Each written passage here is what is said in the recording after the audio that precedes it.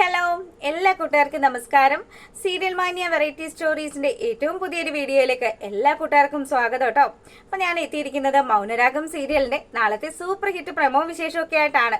ആരെങ്കിലും കൂട്ടുകാർ ആദ്യമായിട്ടാണ് എന്റെ ഈ ഒരു ചാനൽ കാണുന്നതെങ്കിൽ ഇഷ്ടപ്പെട്ടാൽ സബ്സ്ക്രൈബ് ചെയ്യാൻ മറക്കരുത് കേട്ടോ. അപ്പൊ നേരെ നമുക്ക് കിരണിന്റെയും കല്യാണിയുടെയും നാളത്തെ കഥയിലേക്ക് പോയാലോ. അങ്ങനെതാ കഥ തുടങ്ങുമ്പോൾ തന്നെ നമ്മളെ കാണിക്കുന്നത് രാഹുലിനെ മുഴുവട്ടനാക്കാനായിട്ടാണ് കിരണും കല്യാണിയും ഒക്കെ കൂടി മനോഹറിനോട് പറഞ്ഞിട്ടുള്ളത്. അതുകൊണ്ട് തന്നെ മനോഹർ പറഞ്ഞ കാര്യങ്ങൾ അതേപടി തന്നെ ചെയ്യാണ്. ചുമ്മാ അവിടെ ഇരിക്കുന്ന രാഹുലിനെ ചുമ്മാ ഓരോ കാര്യങ്ങൾ പറഞ്ഞ് എരികേറ്റി അവസാനം നമ്മുടെ മനോഹറിന്റെ കഴുത്തിന് പിടിക്കുന്ന അവസ്ഥയിൽ വരെ എത്തിച്ചു. അങ്ങനെ മനോഹറാണെങ്കിലോ ഇവനെ കൊണ്ട് ഇങ്ങനെയൊക്കെ ചെയ്യിപ്പിക്കുന്ന കാഴ്ച അത് സരയു കാണുകയാണ്. സരയു കണ്ടതും തന്റെ ഭർത്താവിന്റെ കഴുത്തിന് കുത്തിപ്പിടിച്ച് നിൽക്കുന്ന അച്ഛനെയാണ് കാണുന്നത്. അപ്പൊ അത് കണ്ടപ്പോഴത്തേക്കിനും അവൾക്ക് ശരിക്കും വിഷമമായി. ഓടി വന്നിട്ട് പറയാണ്, അച്ഛ മനോഹരേട്ടനെ വിട്, എന്റെ മനുവേട്ടനെ കൊല്ലാനാണോ അച്ഛൻ നോക്കുന്നതെന്നൊക്കെ ചോദിച്ചിട്ട് അവള് ഭയങ്കര ഡയലോഗൊക്കെ അടിക്കുമ്പോഴത്തേക്കിനും, മോളെ നീ വിചാരിക്കുന്ന പോലെയൊന്നും അല്ല ഇവൻ മഹാ ഫ്രോഡാണ്. അതെ, ഇനി ഒരു അക്ഷരം എന്റെ ഭർത്താവിനെ കുറിച്ച് പറഞ്ഞു കഴിഞ്ഞാലുണ്ടല്ലോ അച്ഛനാണെന്നും ഞാൻ നോക്കില്ല എന്നുള്ള കാര്യമൊക്കെ പറഞ്ഞ് സരയു ദേഷ്യപ്പെടുകയാണ്. അപ്പൊ നമ്മുടെ മനോഹർ ആണെങ്കിലോ സരയുവിനെ പതിയെ ആശ്വസിപ്പിച്ച് അവൻ ഉദ്ദേശിച്ച കാര്യങ്ങളൊക്കെ ഏകദേശം സെറ്റായിട്ടുണ്ട്. അതുകൊണ്ട് തന്നെ അവളെ ആശ്വസിപ്പിച്ച് റൂമിലേക്ക് കൊണ്ടുവരികയാണ്. റൂമിൽ നമ്മുടെ ശാരി അങ്ങനെ ഇരിക്കുന്നുണ്ട് കേട്ടോ. അപ്പൊ ശാരിയോട് പറയുന്നുണ്ട്, അതെ അമ്മ, ഇവിടെ ഒരു സംഭവം ഉണ്ടായി. വന്ന് അച്ഛനെ കൊണ്ട് ഇപ്പം വലിയ ശല്യമാണല്ലോ. ഇങ്ങനെ പോയി കഴിഞ്ഞാൽ എന്ത് ചെയ്യും? ദേ ഇപ്പൊ തന്നെ മനുവേട്ടന്റെ കഴുത്തിന് പിടിച്ചിരിക്കുകയാണ്. ഞാൻ അവിടെ എങ്ങാനും ചെല്ലാനായിട്ട് ഇത്തിരി വൈകിയിരുന്നെങ്കിൽ എന്റെ മനുവേട്ടനെ അച്ഛൻ കൊന്നേനെ. അങ്ങനെയൊക്കെ പറയുമ്പോൾ ശാരി ആണെങ്കിൽ ഇയാൾ ഞാൻ ഇനി എന്താ ചെയ്യേണ്ടതെന്നും പറഞ്ഞ് അവിടുന്ന് ചാടി എഴുന്നേക്കാണ് നമ്മുടെ രാഹുലിനോട് ചോദ്യം ചെയ്യാൻ വേണ്ടിയിട്ട്. അപ്പം മനോഹറാണെങ്കിൽ നൈസായിട്ട് കാര്യങ്ങൾ ഹാൻഡിൽ ചെയ്യാം കേട്ടോ. അതെ അമ്മ, ഇപ്പൊ എന്തായാലും അമ്മ അച്ഛന്റെ നേരെ ചെല്ലാനൊന്നും നിൽക്കണ്ട. ചിലപ്പം അമ്മയുടെ കഴുത്തിനും പിടിക്കാനായിട്ടുള്ള സാധ്യതയൊക്കെ ഉണ്ട്. അതുകൊണ്ട് അമ്മ ഒരു കാര്യം ചെയ്യും, ഞാനൊരു പ്ലാൻ തയ്യാറാക്കിയിട്ടുണ്ട്. നമുക്ക് അതുപോലെ അങ്ങ് മുന്നോട്ട് പോയാലോ. അച്ഛൻ എന്തായാലും നമ്മൾ ആര് നിർബന്ധിച്ചാലും ആശുപത്രിയിൽ വരാൻ കൂട്ടാക്കില്ല. ഒരു ഡോക്ടറിനെ കണ്ടാലല്ലേ ട്രീറ്റ്മെന്റും കാര്യങ്ങളും ഒക്കെ ചെയ്യാൻ പറ്റുള്ളൂ. അതുകൊണ്ട് തന്നെ അമ്മ ഒരു കാര്യം ചെയ്യും, അച്ഛന് കുടിക്കാനായിട്ടുള്ള എന്തെങ്കിലും ഒരു പാനീയത്തിനകത്ത് മയക്കുമരുന്ന് എന്തെങ്കിലും കലർത്തിയിട്ട് അച്ഛൻ്റെ ബോധം ഒന്ന് കളയണം.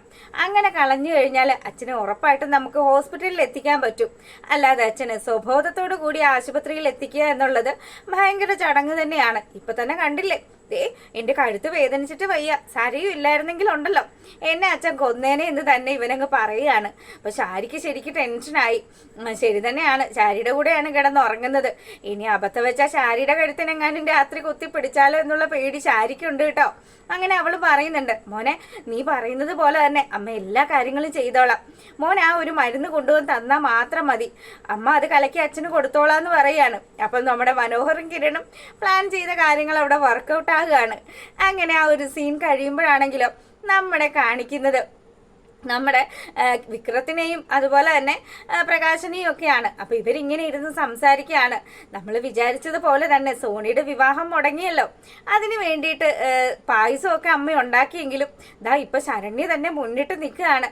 ശരണ്യയുടെ ഏതോ ഫ്രണ്ട്സ് ഒക്കെ വരും. അപ്പൊ അതുകൊണ്ട് തന്നെ അവർക്ക് നാളെ ഒരു ഗംഭീര സദ്യ ഒരുക്കണം. അതും മുത്തശ്ശിയുടെ കൈകൊണ്ട് തന്നെ ഒരുക്കണമെന്നാണ് പറഞ്ഞിരിക്കുന്നത്. മുത്തശ്ശി ഉണ്ടാക്കുന്ന ഫുഡുകൾക്കെല്ലാം ഭയങ്കര ടേസ്റ്റ് ആണെന്നൊക്കെയാണ് അവള് പറയുന്നത്. അപ്പൊ പ്രകാശം പറയുന്നുണ്ട്, മോനെ നിന്റെ ഭാര്യ പണിയെടുക്കാതെ എന്റെ അമ്മയിട്ട് ഇവിടെ ഇട്ട് കഷ്ടപ്പെടുത്തുകയാണ്. അതെനിക്ക് മനസ്സിലാവുന്നൊക്കെ ഉണ്ട്. എത്ര വയസ്സുള്ള സ്ത്രീയാണെന്ന് നിനക്ക് അറിയാലോ. അതുകൊണ്ട് നീ അവളെ കാര്യങ്ങൾ പറഞ്ഞു മനസ്സിലാക്കണമെന്ന് പറയാ. എന്റെ പൊന്നച്ഛ, അച്ഛനറിയാവുന്നതാണല്ലോ അവള് ഭയങ്കര വട്ടുപിടിച്ച ഒരുത്തിയാണ്. അവളെ ഞാൻ എങ്ങനെയെങ്കിലും എന്റെ തലേന്ന് ഒഴിവാക്കാൻ നോക്കുകയാണ്. ആ സമയത്താണ് ഇനി മുത്തശ്ശി ഇച്ചിരി കഷ്ടപ്പെട്ടാലും വേണ്ടിയില്ല, എന്തെങ്കിലും ആയിക്കോട്ടെ എന്നും പറഞ്ഞ് വിക്രം അവിടെ അങ്ങനെ ഇരിക്കുകയാണ്. അപ്പൊ ഉടനെ തന്നെ പ്രകാശം പറയാണ്, അതെ ഒരു കല്യാണം മുടങ്ങി എന്ന് വിചാരിച്ചിട്ട് രൂപയും സേനനും ഒന്നും അടങ്ങിയൊന്നും ഇരിക്കില്ല. അവർ ഉറപ്പായിട്ടും സോണിക്ക് വേണ്ടിയിട്ട് മറ്റൊരു ബന്ധം ആലോചിക്കും. അതിന് നിന്റെ ചേച്ചി ഉണ്ടല്ലോ അവളും കൂട്ടു നിൽക്കും. അതുകൊണ്ട് ആ കല്യാണം കൂടി മുടക്കാനുള്ള കാര്യങ്ങൾ എൻ്റെ മകൻ പ്ലാൻ ചെയ്യണം. എന്തൊക്കെ വന്നാലും സോണി ഒരുത്തൻ്റെയും കൂടെ ജീവിക്കരുത്. അങ്ങനെ ജീവിക്കുകയാണെങ്കിൽ അവൾ മടങ്ങി വന്ന് നിന്നോടൊപ്പം തന്നെ ജീവിക്കണം. അപ്പൊ ഇത് കേൾക്കുമ്പോഴത്തേക്കിനും വിക്രമാണെങ്കിലോ, അച്ഛൻ എന്താണ് എന്നെ കുറിച്ച് ധരിച്ചു വെച്ചിരിക്കുന്നത്? ഞാനേ അച്ഛൻ വിചാരിക്കുന്ന പോലെയൊന്നും അല്ല. പല സ്ഥലങ്ങളിലും അന്വേഷിക്കുന്നുണ്ട്. കല്യാണി മുന്നോട്ട് പോകുന്ന കാര്യങ്ങളും കല്യാണിയും കിരണും കൂടി എന്തൊക്കെ പ്ലാനുകളാണ് ചെയ്യുന്നത് ഉൾപ്പെടെയുള്ള കാര്യങ്ങളും ഒക്കെ അറിയാനായിട്ട് ഞാൻ ആൾക്കാരെയൊക്കെ നിർത്തിയിട്ടുണ്ട്.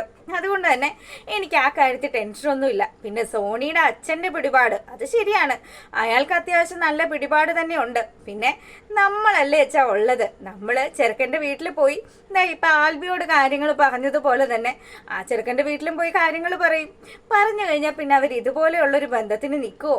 അതുകൊണ്ട് അച്ഛൻ അതൊന്നും ഓർത്ത് ടെൻഷൻ അടിക്കണ്ട. പിന്നെ എനിക്ക് ഒരേ ഒരു സങ്കടം എന്ന് പറഞ്ഞാൽ നിന്റെ താഴ്ചയും കല്യാണിയുടെ ഉയർച്ചയും മാത്രമാണ്. നീ ഒന്ന് ആലോചിച്ച് നോക്ക്. അവളാണെങ്കിൽ ഇതാ വെച്ചടി കയറി പോവാണ്. ഇപ്പൊ തന്നെ അവൾക്ക് സ്വന്തമായിട്ട് എത്ര കമ്പനികളാണുള്ളത്. ഈ തൊഴുത്തില് എൻ്റെ ആട്ടും തുപ്പും ഒക്കെ സഹിച്ച് കിടന്ന കല്യാണിയാണ് ഇത്രയും കാര്യമായിട്ട് വളർന്നു പോയത്. പക്ഷേ ഞാനും എൻ്റെ അമ്മയും ഒക്കെ പൊന്നുപോലെ വളർത്തിയ നീ ഇങ്ങനെ അവിടെയില്ല ഇവിടെ ഇല്ലാത്ത അവസ്ഥയിൽ നിൽക്കുമ്പോഴത്തേക്കിനും അച്ഛൻ ഇനി ജീവിക്കണമെന്ന് പോലും തോന്നുന്നില്ല എന്ന് പറയാണ്. അപ്പം പ്രകാശനെ ആശ്വസിപ്പിക്കുകയാണ് നമ്മുടെ വിക്രം. അച്ഛാ, എൻ്റെ ഈ അവസ്ഥയൊക്കെ മാറും. എന്തായാലും സോണി തിരികെ എൻ്റെ ജീവിതത്തിലേക്ക് തന്നെ വരും. അങ്ങനെ വരികയാണെങ്കിൽ ഞാനും കോടിക്കണക്കിന് സ്വത്തുക്കളുള്ള ഒരുത്തനാവൂലേ. അപ്പം അതുകൊണ്ട് അച്ഛൻ ആ കാര്യത്തിൽ ഓർത്ത് ഒരിക്കലും ടെൻഷൻ അടിക്കേണ്ട എന്ന് പറയാണ്. അങ്ങനെ ഈ സമയത്താണെങ്കിലോ നമ്മുടെ മൂങ്ങാമുത്തശ്ശി ഗംഭീര സദ്യ ഒരുക്കുകയാണ്. അപ്പം നമ്മുടെ ശരണ്യ പോയി നിന്ന് പറയുന്നുണ്ട് കേട്ടോ, മുത്തശ്ശി അതെ എൻ്റെ ഏറ്റവും അടുത്ത ഫ്രണ്ട്സാണ് വരുന്നത്, അതുകൊണ്ട് സദ്യ നല്ല കെങ്കേമോ ആയിരിക്കണം, എല്ലാ വിഭവങ്ങളും അവർക്ക് ഇഷ്ടപ്പെടണം. മുത്തശ്ശിയുടെ കൈപുണ്യത്തെക്കുറിച്ച് ഞാൻ ഒരുപാട് തവണ എൻ്റെ കൂട്ടുകാരിയോട് പറഞ്ഞിട്ടുണ്ട്. അതുകൊണ്ട് തന്നെ മുത്തശ്ശി കാര്യമായിട്ട് തന്നെ ഉണ്ടാക്കിയേക്കണോട്ടോ എന്ന് പറയാണ്. അപ്പോൾ മുത്തശ്ശി ആണെങ്കിലും അതിനെന്താ മോളെ, ഈ മുത്തശ്ശിക്ക് എന്ത് കാര്യം ചെയ്യുന്നതിലും സന്തോഷം മാത്രമേ ഉള്ളൂ. ശരണ്യമോൾ ഇത്രയും നന്നായിട്ടൊക്കെ മുത്തശ്ശിയോട് പെരുമാറുന്നുണ്ടല്ലോ. അപ്പം മുത്തശ്ശിക്ക് വലിയ സന്തോഷമൊക്കെ ആണെന്നൊക്കെ പറഞ്ഞ് പുള്ളിക്കാരി നല്ല ആക്റ്റീവായിട്ട് നിന്ന് കഷ്ടപ്പെടുകയാണ്. പക്ഷേ ശരണ്യ ഒരുക്കി വെച്ചിരിക്കുന്ന കെണി നമ്മുടെ വിക്രമാദിത്യനും ടീമും ഒന്നും അറിയുന്നില്ലല്ലോ. അവർക്കുള്ള നല്ലൊരു മുട്ടൻ പണി തന്നെയാണ് കല്യാണി നമ്മുടെ ശരണ്യയും കൂടി ഒരുക്കി വെച്ചിരിക്കുന്നത്.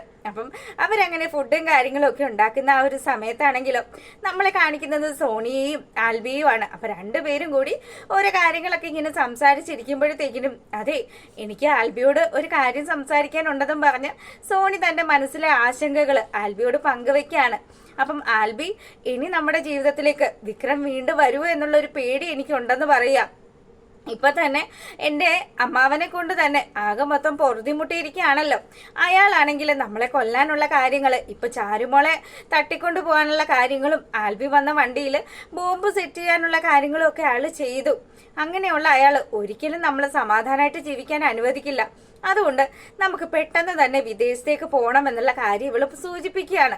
അപ്പം വിക്രത്തെ കൊണ്ടൊന്നും ഒരു ശല്യം ഉണ്ടാവില്ല, അവൻ അറിഞ്ഞിട്ടില്ല നമ്മുടെ കല്യാണം നടന്ന കാര്യങ്ങൾ. പിന്നെ നമ്മളെ നാളെ ഒരാൾ ക്ഷണിച്ചിട്ടുണ്ട്, അവിടെ ചെല്ലുമ്പോഴത്തേക്കിനും എൻ്റെ സോണി ശരിക്കും അങ്ങ് ഞെട്ടുമെന്ന് പറയാണ്.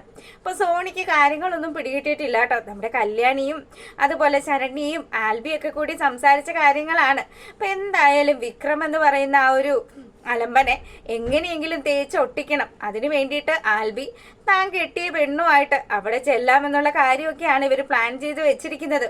അങ്ങനെ പിറ്റേ ദിവസം എത്തിയപ്പോഴോ മുത്തശ്ശി തകൃതിയായിട്ട് ഫുഡൊക്കെ ഉണ്ടാക്കി നല്ല സൂപ്പറാക്കി എല്ലാ കാര്യങ്ങളും ചെയ്തു വെച്ചു. അപ്പം ശരണ്യാണെങ്കിലോ മുത്തശ്ശി എല്ലാ കാര്യങ്ങളും സെറ്റ് അല്ലേ. അപ്പൊ വിക്രമിനോട് പറയുന്നുണ്ട്, വിക്രം നീ നല്ല ഡ്രസ്സൊക്കെ ഇട്ട് നന്നായിട്ട് നിന്നേ, എൻ്റെ ഫ്രണ്ട്സാണ് വരുന്നത്, അതുകൊണ്ട് അവരൊരിക്കലും എൻ്റെ കെട്ടിയവും മോശക്കാരനാണെന്നൊന്നും പറയരുത്. പിന്നെ എൻ്റെ കൂട്ടുകാരെ കാണുമ്പോഴത്തേക്കിനും നിനക്ക് ഒരുപാട് സന്തോഷമാകും എന്നൊക്കെ പറഞ്ഞ് ശരണ്യ ഇങ്ങനെ നല്ലതുപോലെ ഇങ്ങനെ നമ്മുടെ വിക്രത്തെ സുഖിപ്പിച്ച് നിർത്തിയിരിക്കുകയാണ്. അപ്പം വിക്രമാണെങ്കിലോ ആയിക്കോട്ടെ, എന്തായാലും കൂട്ടുകാരെ കണ്ടിട്ട് ഞാൻ പറയാന്നൊക്കെ പറഞ്ഞു പുള്ളിക്കാരൻ അവിടെ അങ്ങനെ നിൽക്കുകയാണ്. പക്ഷേ പ്രതീക്ഷിച്ച കാര്യങ്ങളല്ല അവിടെ സംഭവിക്കുന്നത്. വിക്രത്തിനും പ്രകാശനും ഒക്കെ നല്ല മുട്ടൻ പണിയാണ് ശരണ്യ കൊടുക്കുന്നത്. ദാ വന്ന് നിൽക്കുന്നു മുറ്റത്തൊരു മൈനി എന്ന് പറയുന്ന പോലെ ആൽബിയും നമ്മുടെ സോണിയും കൂടി. അപ്പം രണ്ടുപേരെയും കണ്ടതും കിടുങ്ങിപ്പോയി കേട്ടോ. സോണിയാണെങ്കിൽ നെറ്റിയിൽ സിന്ദൂരം ചാർത്തി കഴുത്തിൽ താലിമാലയൊക്കെ ഇട്ട് നവവധുവിന്റെ ആ ഒരു സെറ്റപ്പിലൊക്കെ ഇങ്ങനെ നിൽക്കുന്ന സമയത്ത് ശരിക്കും നമ്മുടെ വിക്രം കിടുങ്ങിപ്പോയി. അപ്പം ഇവനെ നമ്മുടെ ആൽബി പറഞ്ഞ് ചതിക്കുകയായിരുന്നു എന്നുള്ള കാര്യം വിക്രത്തിന് അപ്പോഴാണ് ബോധ്യപ്പെടുന്നത്. പക്ഷേ ശരണ്യ എന്ന് പറയുന്ന ഗുണ്ടയെ പേടിച്ചിട്ട് പുള്ളിക്കാരനൊന്നും പറയാനും പറ്റില്ലല്ലോ. എന്തായാലും അവള് നല്ല ഒന്നാം തരത്തിൽ എടുത്തിട്ട് പെരുമാറും എന്നുള്ള കാര്യം നമ്മുടെ വിക്രത്തിനറിയാം.